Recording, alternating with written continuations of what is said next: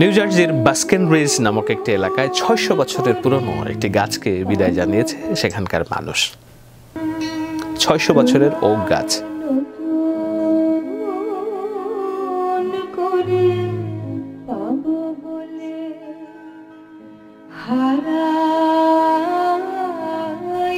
সেখানকার মানুষ এতদিন ভেবেছিল তাদের এই ভালোবাসার ধনটি কোনোদিন মরবে না, এভাবেই টিকে থাকবে, কিন্তু হয়নি।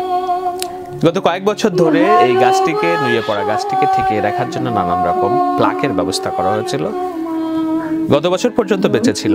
এই বছর শীতে যখন সকল পাতা মারা যায়, তখন গির্জা কর্তৃপক্ষ এবং স্থানীয় মানুষ বুঝতে পারে যে না, এই গাছটির শেষ সময় হয়ে উঠেছে।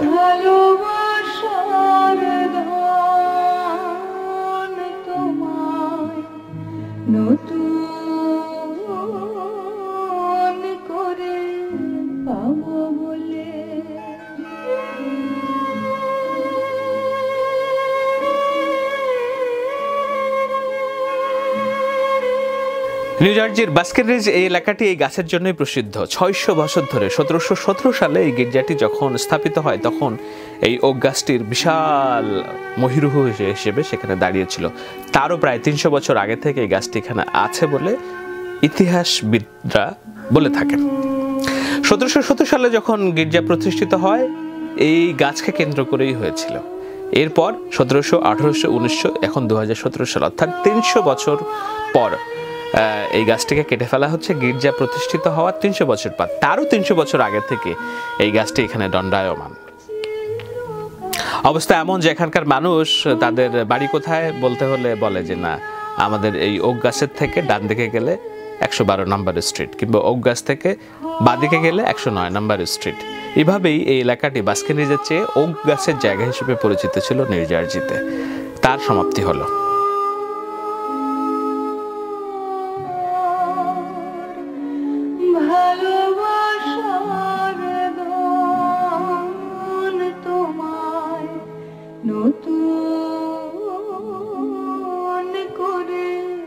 Just kind of feels like a part of the town is kind of dying with it. Yeah, no one thought about the tree dying. You know, it was one of those things that was going to go on forever. That's what a lot of people thought. It's always going to be here. But apparently it's not.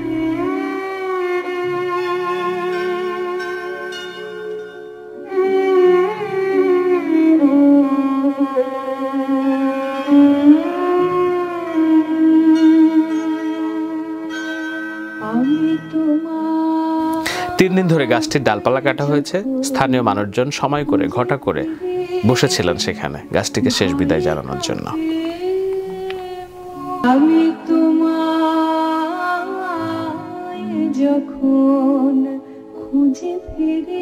এই গাছের জন্য ভালোবাসা নিঃসন্দেহে একটি অন্যতম বিষয়। ৬০০ বছর ধরে যে গাছটি মানব সভ্যতার ইতিহাস দেখেছে, স্থানীয় মানুষকে দেখেছে, আমেরিকাকে গড়তে দেখেছে। কলম্বাস এখানে আসার সময় থেকেই হয়তো সেই গাছটার সাক্ষী। যুক্তরাষ্ট্রকে বিশ্ব নেতৃত্বে দেখেছে, যুক্তরাষ্ট্রের অর্থনীতির প্রবৃদ্ধি দেখেছে, পতন দেখেছে, ডোনাল্ড ট্রাম্পকে দেখছে। সেই গাছটিকে আসলে বিদায় জানাতে হয়েছে এবং কেটে ফেলতে হয়েছে। তবে আসার কথা হলো যে এই জায়গায় এই যে ওক গাছের যে সংস্কৃতি, সেটিকে বজায় রাখার চেষ্টা করেছে গির্জা কর্তৃপক্ষ। তারা এই জায়গায় আরও একটি ওক গাছ বসিয়েছে।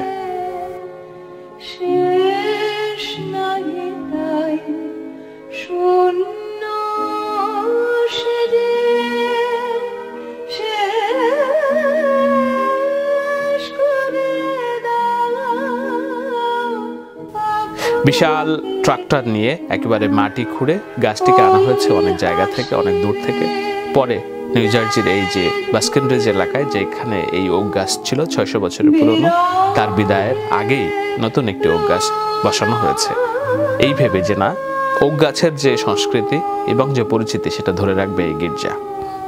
To give it to us here at the Presbyterian Church so that we could have a replacement for the old oak tree, and they call the new tree baby oak, which I think is great.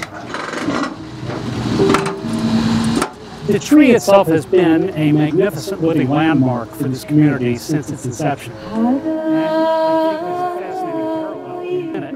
And now we are having the second generation of the oak tree coming to live with us here. জানিয়ে রাখি, যুক্তরাষ্ট্রে গাছের জন্য ভালোবাসার এই নিদর্শন নতুন নয়। এখানে প্রকৃতির প্রেম যেমন আছে, প্রকৃতিকে বিনাশ করার নানান রকম পদক্ষেপও আছে। আমি যেখানে বসে কথা বলছি, এটি একটি কাঠের দ্বিতলা বাড়ি। এই কাঠের বাড়িটি এখানে যুক্তরাষ্ট্রের প্রায় 70% বাড়ি নির্মিত হয় গাছ কেটে। সেখানে ইট বা কংক্রিটের স্থান খুবই কম। যুক্তরাষ্ট্রে প্রায় বছরে $50 বিলিয়ন গাছের বাণিজ্য হয়, যার 30% আসে কানাডা থেকে।